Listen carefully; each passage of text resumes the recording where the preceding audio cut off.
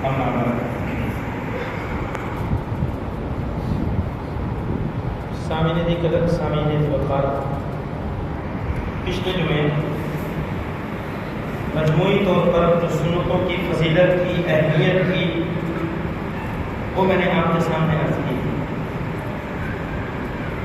اگر ہم احادیث مبارکہ کا مطالعہ کریں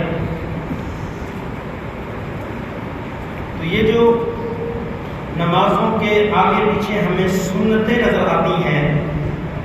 انفرادی طور پر بھی ان سنتوں کے فضائل اور ان کی اہمیت نبی علیہ السلام نے بیان کی۔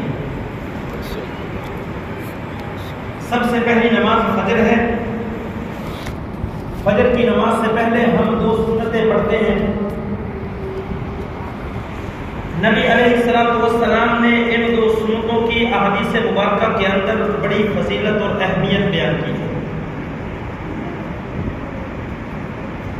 میرے بھائیوں، یہ دنیا ہے اور جو کچھ اس دنیا کے اندر مال و متاع، ساز و سامان ہے، اس کو ایک طرف رکھ دیا جائے اور ایک طرف فجر کی دو سنتوں کو رکھ دیا جائے۔ فیصلہ نبی علیہ السلام کی ذات سے کرایا جائے کہ اے اللہ کے رسول بتائیے، دنیا اور جو کچھ اس دنیا کے اندر ہے وہ بہتر ہے یا فجر کی یہ جو دو سنتیں ہیں ان کو پڑھنا بہتر ہے؟ تو امت خضرہ سے میرے بھائیوں گونجتی ہوئی یہ آواز آتی ہے، رکعت الفجر خیر من الدنیا وما فیہا،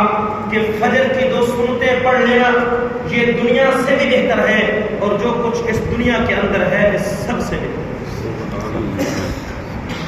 ہر انسان کی اپنی کوئی نہ کوئی محبوب چیز ہوتی ہے۔ آپ کسی بھی انسان سے سوال کریں گے کہ آپ کی محبوب چیز کون سی ہے، وہ آپ کو جواب دے گا کہ میری محبوب چیز یہ ہے۔ پھر آپ اس سے سوال کریں کہ بھائی آپ اس سے کتنی محبت کرتے ہیں، یہ کتنی آپ کو محبوب ہے، وہ ایک مقدار بیان کرے گا کہ یہ چیز مجھے کتنی محبوب ہے۔ میں اپنے پیارے پیغمبر حضرت محمد رسول اللہ صلی اللہ علیہ وسلم سے بھی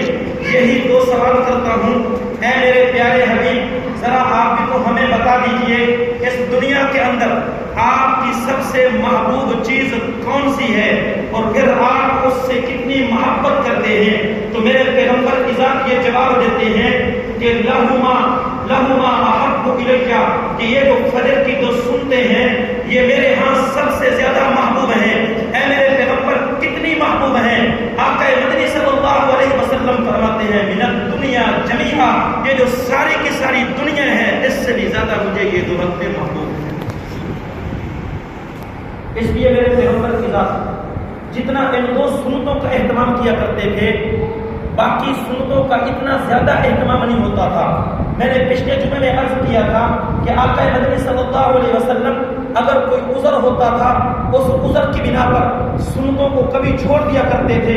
لیکن یہ فجر کی سنتیں میرے پیغمبر کے ذات نے کبھی بھی نہیں چھوڑی ہے۔ حدیث مبارکہ کے اندر آتا ہے لم یکن النبی صلی اللہ علیہ وسلم علی الشیء من النوافل، کہ سنتوں میں سے کوئی سنت ایسی نہیں ہے جس سنت پر نبی علیہ السلام سب سے زیادہ محافظت کرتے ہو سوائے یہی فجر کی دو سنتوں کے۔ کتنی محافظت کرتے تھے، کتنی پابندی کرتے تھے۔ میں ایک واقعہ آپ کے سامنے عرض کرتا ہوں۔ میرے پیغمبر کا طریقہ یہ تھا، عشاء کی نماز پڑھتے تھے، اس کے بعد دو سنتیں پڑھتے تھے، پھر آرام کرنے کے لیے لیٹ جاتے تھے۔ آدھی رات ہوتی تھی یا آدھی رات سے کچھ تھوڑا سا وقت زیادہ گزرتا تھا، میرے پیغمبر کی ذات اٹھ جاتے تھے، اس کے بعد 8 رکعتیں تہجد کی پڑھتے تھے، پھر اس کے بعد 3 وتر پڑھے جاتے تھے، پھر اس کے بعد 2 سنت 2 نفل میرے پیغمبر کی ذات بیٹھ کے پڑھتے تھے، پھر اس کے بعد لیٹ جاتے تھے۔ اتنی دیر میں حضرت بلال رضی اللہ تعالیٰ عنہ اذان دے دیتے، پھر جب نماز کی جماعت کا وقت ہونا قریب ہوتا، حضرت بلال مسجد سے جاتے، میرے پیغمبر کے گھر کا جا کر دروازہ کھٹکاتے، آقا مدنی صلی اللہ علیہ وسلم بیدار ہوتے، پھر 2 سنتیں فجر کی پڑھتے، پھر آ کر اپنے صحابہ کو فجر کی نماز پڑھا دیتے۔ حضرت بلال فرماتے ہیں ایک دن میں نبی علیہ السلام کو بیدار کرنے کے لیے گیا، لیکن امی حضرت عائشہ صدیقہ رضی اللہ تعالی عنہا نے مجھے ایک ضروری کام بتایا تھا، اس کام کے متعلق مجھ سے پوچھ کر شروع کر دی جس کی وجہ سے مجھے تاخیر ہو گئی، یہ سورج نکلنے کے قریب ہو گیا۔ میرے بھائیوں پھر میں امی کے پاس سے چلا، نبی علیہ السلام کے پاس پہنچا، میں نے مسلسل دروازہ کھٹکانا شروع کیا اور کھڑا رہا، لیکن اندر سے نبی علیہ السلام نے جواب نہیں دیا۔ میرے پیغمبر کی ذات آرام سے اٹھے، جا کر وضو کیا، وضو کرنے کے بعد 2 رکعت فجر کی سنتیں بڑے خوبصورت انداز میں پڑھی اور پھر باہر نکلے، فجر کی نماز پڑھا دی۔ اس کے بعد حضرت بلال حبشی رضی اللہ تعالیٰ عنہ کھڑے ہو گئے، فرمانے لگے اے اللہ کے رسول، میں آپ کو اٹھانے کے لیے گیا تھا، امی نے مجھے ایک کام بتایا ہوا تھا، اس کے متعلق پوچھنے لگ گئی، مجھے دیر ہو گئی، ایک وہاں دیر ہو گئی تھی، پھر میں آپ کے دروازے پر آیا آپ کو اٹھانے کے لیے، تو میں بار بار آپ کا دروازہ کھٹکاتا رہا، لیکن پھر آپ نے اور تاخیر کر دی جس کی وجہ سے فجر کی نماز کے اندر کچھ تاخیر ہو گئی ہے۔ میرے پیغمبر کی ذات نے فرمایا بلال، میں فجر کی جو سنتیں پڑھ رہا تھا، خدا کی قسم جتنی تاخیر اب ہوئی ہے، اگر اس سے بھی زیادہ تاخیر ہو جاتی میں تب بھی فجر کی سنتوں کو نہ چھوڑوں۔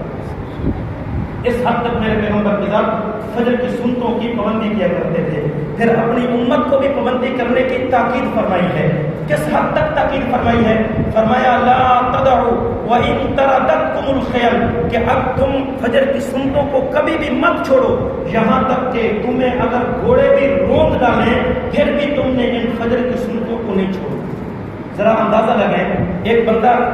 گھوڑا ایک آدمی کو گھوڑا روندنے کے لیے آ رہا ہے، ایک قافلہ آ رہا ہے، وہ روند رہا ہے، بندے کے لیے جان بچانا یہ ضروری ہوتا ہے، لیکن میرے پیغمبر کی ذات فجر کی سنتوں کی اہمیت بتا رہے ہیں کہ اگر وہ گھوڑے بھی تمہیں روند ڈالیں ٹھیک ہے روند جاؤ، لیکن تم نے فجر کی ان 2 سنتوں کو نہیں چھوڑا۔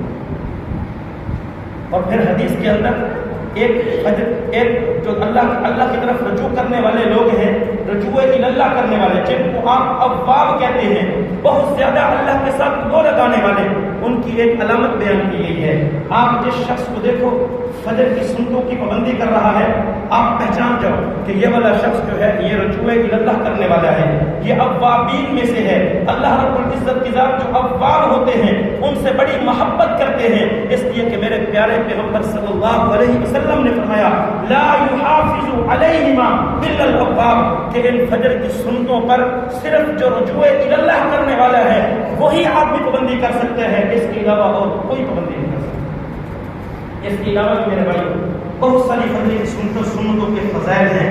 اس لیے یہ سنتیں جو ہیں ان کا وجود ہے میرے بھائیوں۔ احادیث مبارکہ کے اندر ان کی تاکید آئی ہے، بلکہ میں نے تو آپ کو صرف فضائل بیان کیے ہیں، وعیدیں بھی بہت ساری ہیں، اگر کوئی چھوڑتا ہے تو اس کے اوپر وعیدیں بھی میرے پیغمبر کی ذات نے بیان کی ہیں۔ چونکہ وقت کم ہے اب میں ان وعیدوں کی طرف نہیں جاتا، اس لیے اگر کوئی بندہ آپ کے ذہن کے اندر یہ خیال ڈالنے کی کوشش کرتا ہے کہ نہیں بھائی صرف فرائض کافی ہیں، سنتوں کی کوئی ضرورت نہیں، تو میرے بھائی اس کے سامنے ہاتھ جوڑ کر بتاؤ کہ بھائی اگر آپ تارہ کی سنت بنتے ہیں ٹھیک ہے، آپ کو نبی کی ذات سے محبت نہیں، آپ تارہ کی سنت بن جائیں، لیکن ہم نے مطالعہ کر کے دیکھا ہے احادیث مبارکہ میں سنتوں کا وجود ہے، پیغمبر علیہ السلام نے سنتیں پڑھی ہیں، پابندی کی ہے، ہمیں تو پیغمبر کی ذات سے محبت ہے، ہم تارہ کی سنت نہیں کر سکتے۔ دعا ہے خدا کی ذات مجھے اور آپ کو دین کی صحیح سمجھ عطا فرمائے۔ وما علینا الا البلاغ۔